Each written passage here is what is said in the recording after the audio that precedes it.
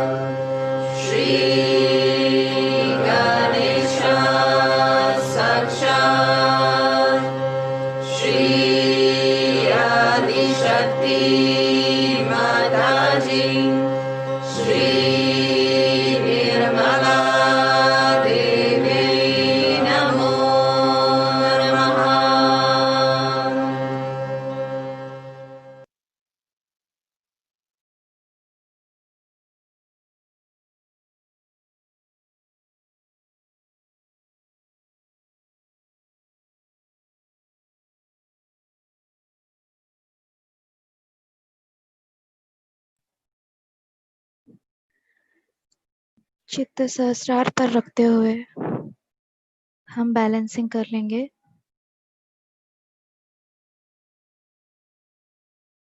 हमारा left hand श्रीमाता जी की ओर और राइट हैंड जमीन पर रखेंगे।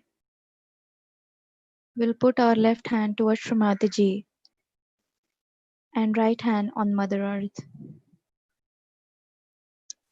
and pray, Shrimati ji, please cleanse my left channel. श्रीमाता जी, कृपा करके हमारी ईड़ा नाड़ी को शुद्ध, स्वच्छ और निर्मल कर दीजिए।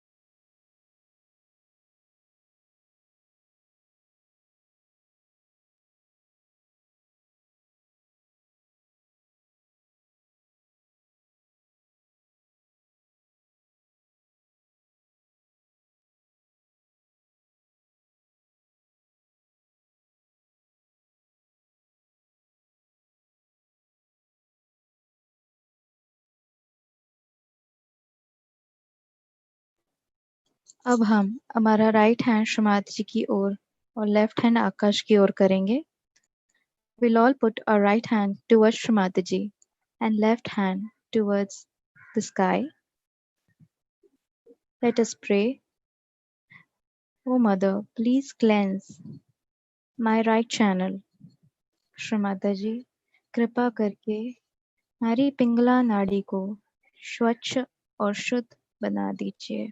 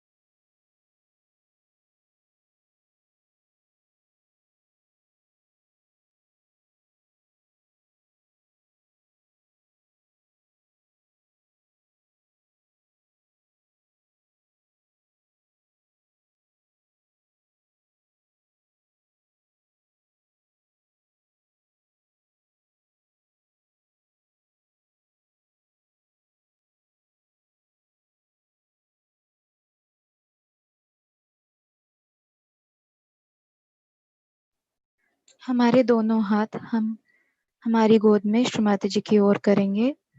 We'll put our both the hands in our lap and towards Shrimati ji. Let us keep our attention on Sahasrar. हमारा चित्त हम सहस्रार पे रखेंगे।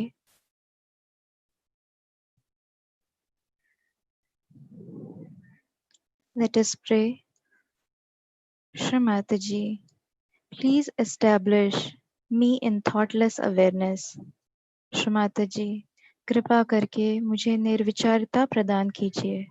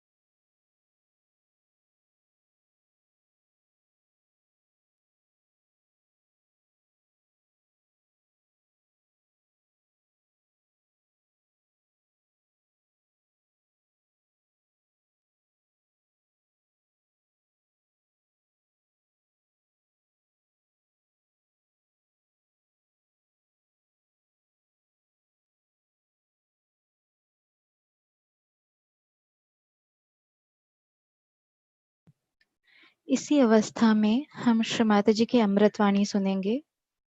Let us all listen to Shri Mataji's speech in this meditative state.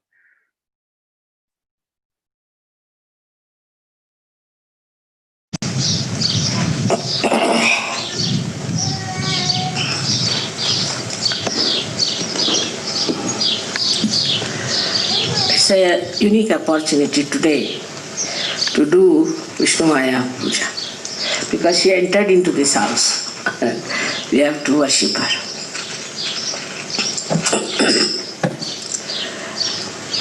First we should know who is Vishnumaya. It's very important to know because in the Devi Mahatmyam she is only described as the incarnation of the goddess. Vishnumayeti Shabdita. She is called as Vishnumaya. But let's see who is she after all. This Vishnumaya is who? So Vishnumaya is the Kali, we can say, and is the daughter of Mahakali. She came on this earth and killed many devils and many Rakshasas to save the saints from their aggression. And she always acts in that manner to kill all the negativity of the world. She's very quick at it, I should say. And she knows where is the negativity and she tries to burn that negativity as fast as possible.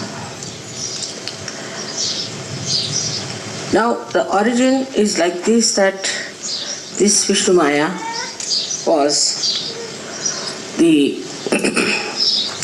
daughter of Mahakali, who was created by Mahakali herself to fight these demons. But also, she was given special weapons to do this work. But at the time of Sri Krishna, she was born as the sister of Sri Krishna. And instead of Sri Krishna being killed by her uncle, as you know the story is, she was exchanged. She was actually the daughter of Yashoda, exchanged for Sri Krishna.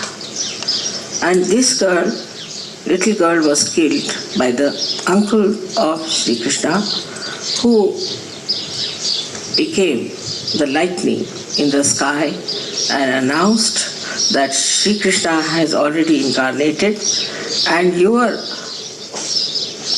destiny is in his hands and he is going to kill you, she told Kansa. So this is the Vishnumaya. Then again she took her birth at the time of Sri Krishna when he was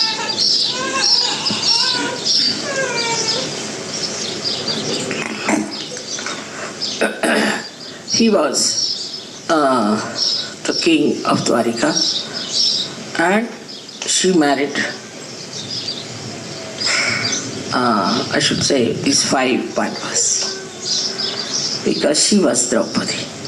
There is a significance in that this is the one which joins 5 elements, and these 5 Pandavas represented 5 elements, and so she joined them as one wife, because she's the one who joins all the 5 elements that have created this material universe. Thus, we have a relationship established with Sri Krishna. And Sri Krishna, as you know that, treated her as a sister. Now once, when you know that they tried to insult Draupadi by pulling out her saris, it was Sri Krishna who helped her because she was his sister and such a powerful lady. She is also responsible for the Mahabharata. She is the one who brought food. She is the one who told that you have to fight these Pandavas she absolutely told them very clearly that you have to fight the Kauravas, and in such a way that they should be defeated, not only, but they should be destroyed. Because the chastity of woman is very important. And in India, anybody who tries to molest the chastity of woman is to be cursed, is to be destroyed. And this was a very great message of Mahabharata, that only because she was insulted so much, all the war took place and all of them were destroyed. So this is the story of Vishnumaya. But as all the deities are now in Adi Shakti residing, she is on your left Vishuddhi, reflected. And the left Vishuddhi is very important because we have problems of our ego. And you really need someone to remind us that we should not have this ego to oppress others. So this reminder comes to us maybe from our conscience or wherever it is, you may say, from our upbringing, and settles down in our left Vishuddhi as the clouds of guilt. Also, as you know, Catholic Church and all these people, every religion starts saying that you are a sinner, and all this settles down in the left side of your Vishuddhi chakra. So the guilt is there. If the guilt is there, then it is there, she is sitting down.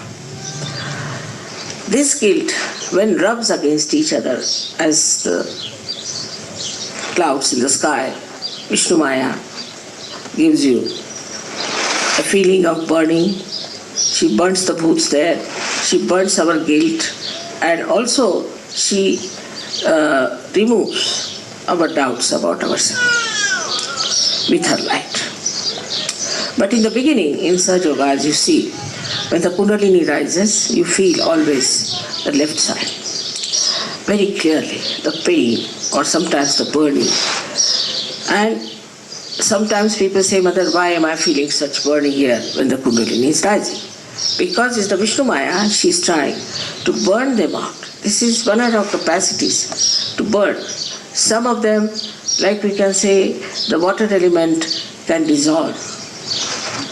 Then the ice can soothe you down.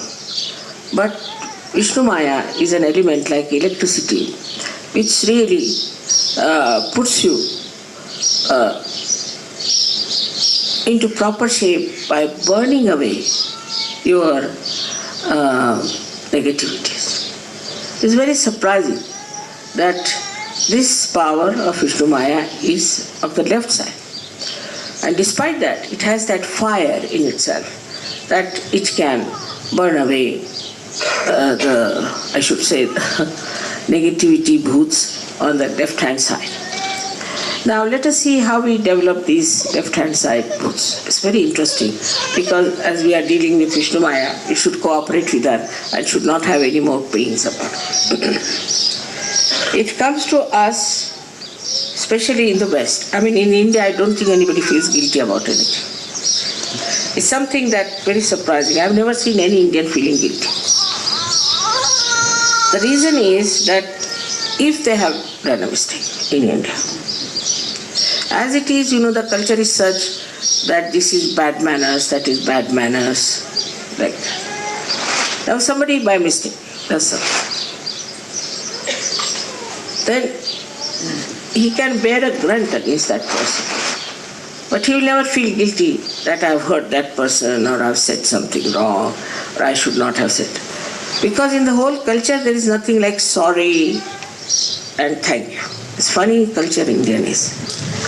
There's nothing like saying sorry, and so much thank you also they don't say. When all the time saying thank you, then good morning, good evening, I mean all the time. It's more sort of artificial thing for us.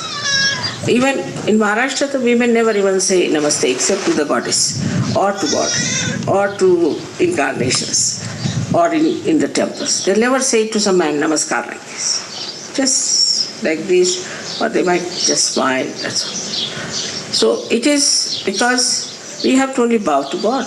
Why should we say good morning to everyone, good evening to everyone? We should say good morning only to God. You see, that's the situation. So it is the way it is being done. Now, if you have done anything wrong, say in the East, I mean in India as it is,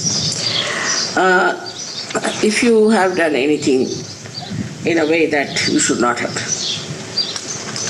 So there are only two ways they deal with it. Either they will confess it and go, that person that I have done this wrong, now you can cut my throat, do what you like. Whatever punishment you give me, I am willing to do. This is the first thing they'll admit. That if you think that I have done wrong, you can slap me immediately. I can pick up the slap. Supposing you say something rude to your father. It's not to be said, it's bad manners because he's elder. If any elderly person has been insulted, then it is wrong. Then you will go and touch the feet of that person and say, I'm sorry, I have said this and I hope you forgive. So the other person says, all right, I forgive. I'll give an example. We were in Russia and a little problem started between two persons. One was much younger and one was much older. So the reaction, I'm telling you how it happened.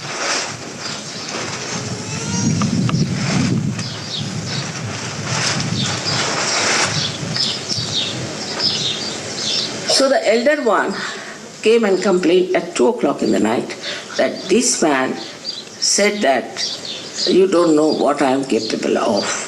I said, really? That he should not have said such a thing to you.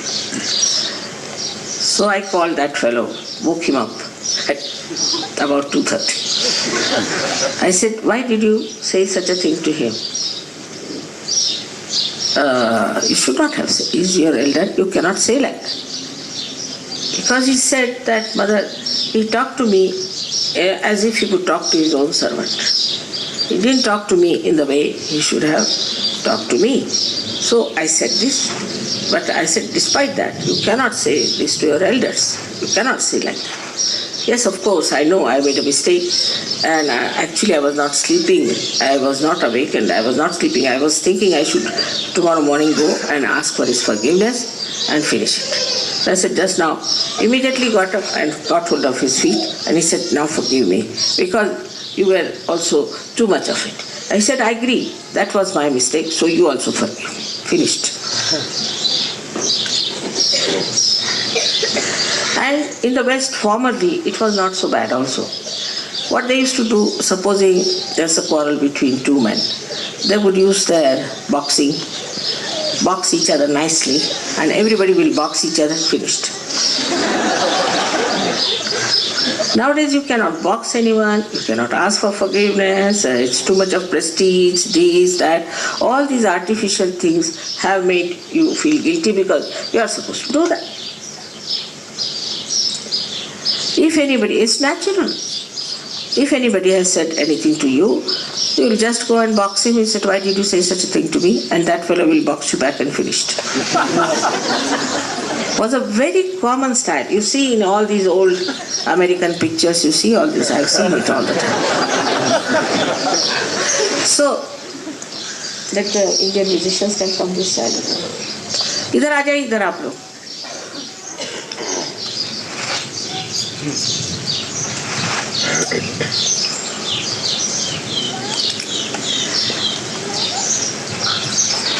But this guilt business has come because of sophistication. I used to think, why do they feel guilty for everything? First is sophistication. First reason is because you cannot go and say somebody, oh, I'm sorry, I've said this, and please forgive me, and another person may not even forgive. So, this is due to sophistication and no communication. There's no communication. I mean, in a country like India, people will fight, and next day you will see them hugging each other. It doesn't last long, very much. But if there is any sort of a very big problem between the families or some uncertain ancient one, then they'll keep it up. They will not talk to that person, they'll keep that distance, they'll keep it all the time. But here it is not so. Superficially, they meet everyone. Superficially, they talk to everyone. But inside, they have that guilt.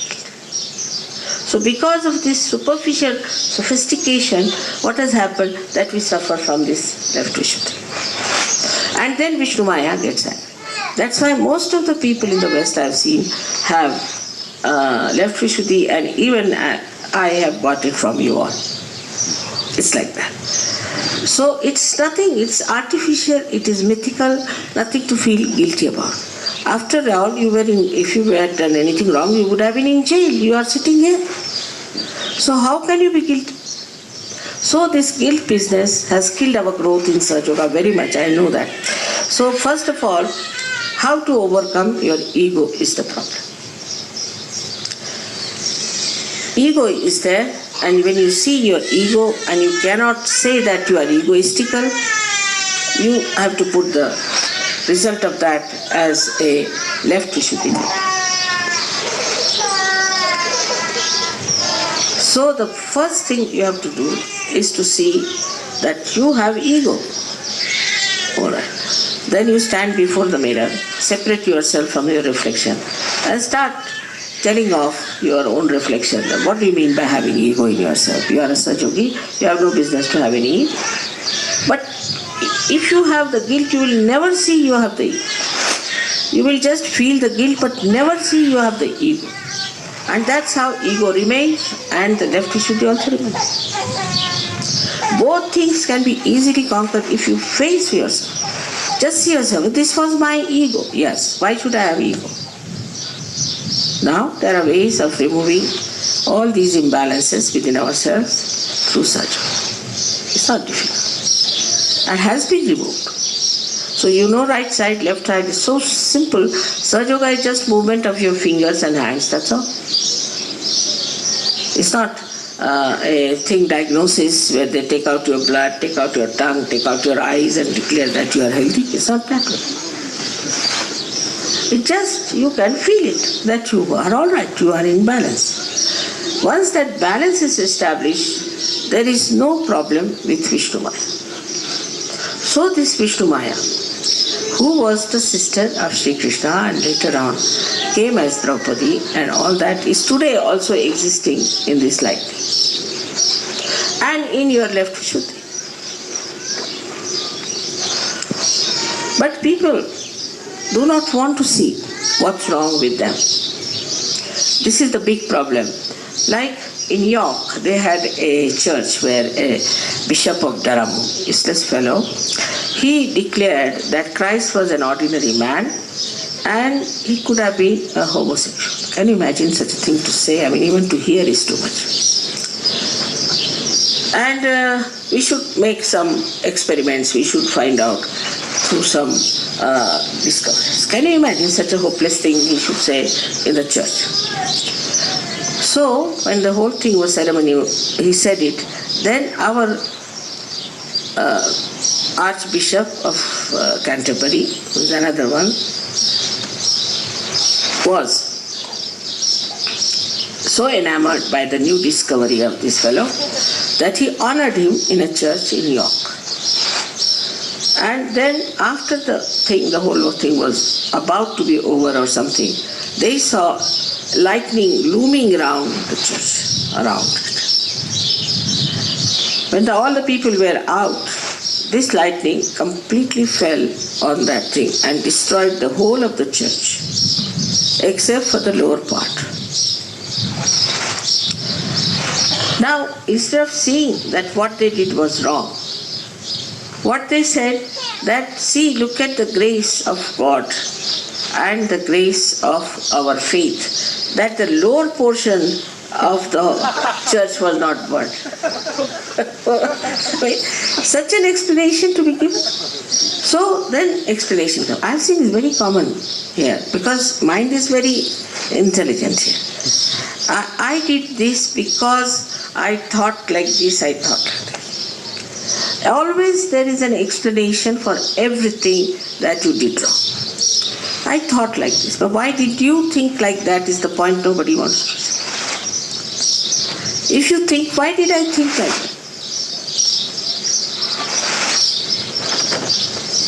So this is an escape from the assertion of your ego that has harmed others, or also it has harmed some cause. It's just an explanation. And people wriggle out. Actually, there are so many wrigglers. I have seen, like Mr. Waldam. They just wriggle out of all the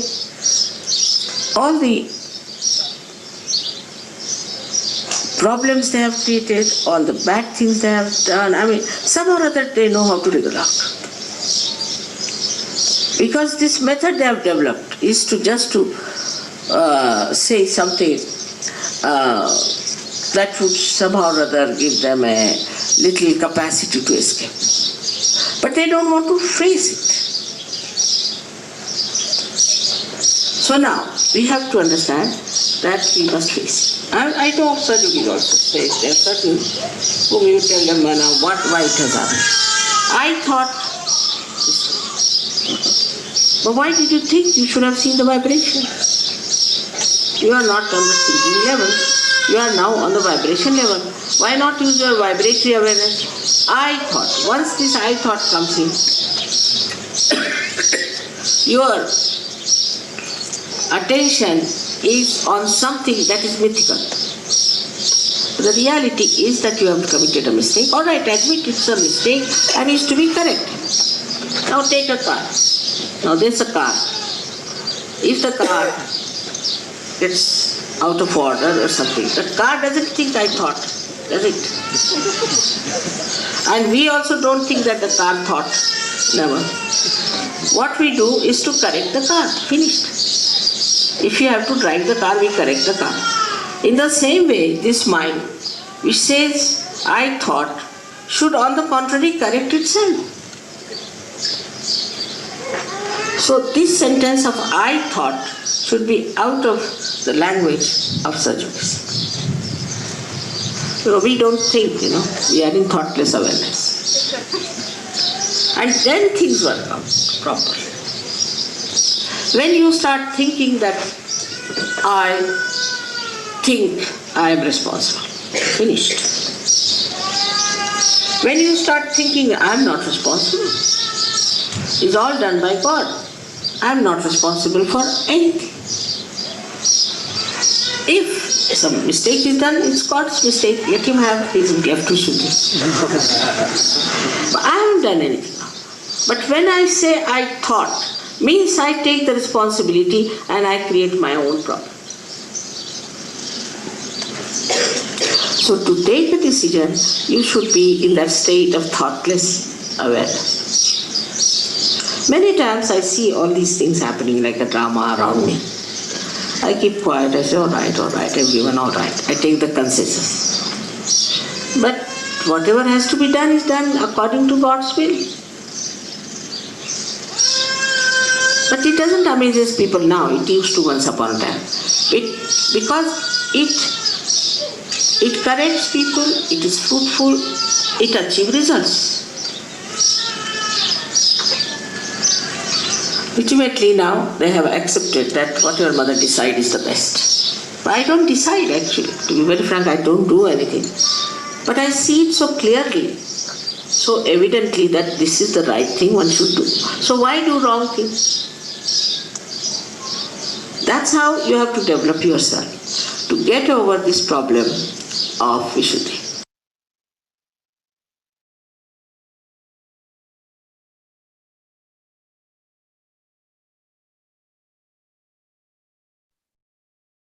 इसी ध्यान की अवस्था में हम थोड़ी देर रहेंगे. Let us meditate for a while.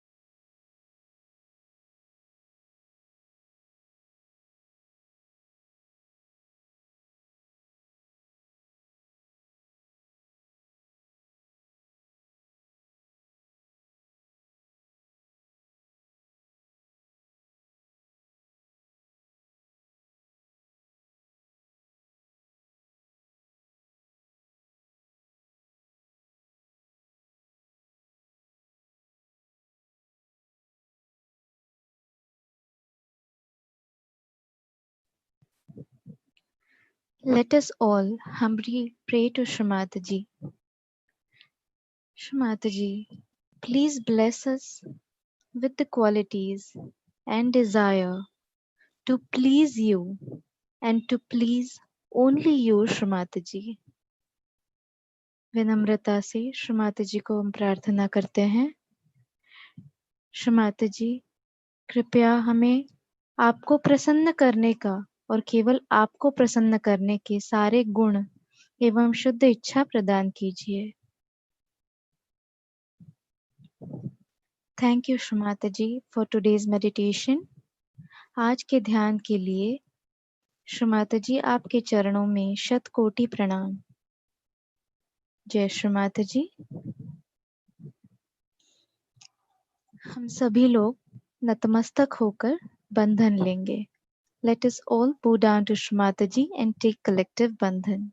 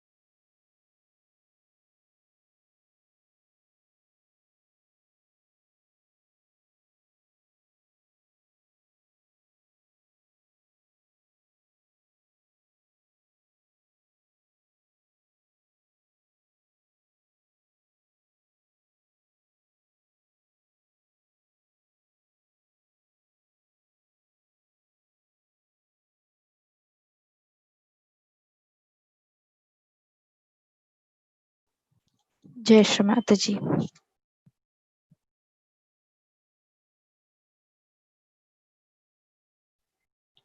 आज का मेडिटेशन यहाँ समाप्त होता है।